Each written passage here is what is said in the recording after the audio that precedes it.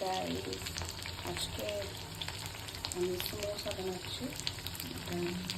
একটু লো হিটেড তেলের মধ্যে আমি ছেড়ে দিয়েছি আর একটা প্রিপারেশনের মধ্যে ভেরি সিম্পল ওয়েতে হঠাৎ মনে হলো বানাচ্ছি এগুলো স্টাফিংস যে ফোল্ড করে নিলাম। আপনারা যেভাবে ইচ্ছে সেভাবে ফোল্ড করতে পারেন। আমি একটু ইউটিউব থেকে দেখে নিয়েছি কীভাবে ফোল্ড করে, আমিও বেশ জানতাম না।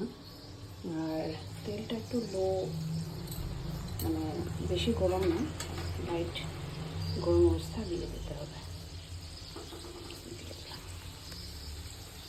The outcome is this.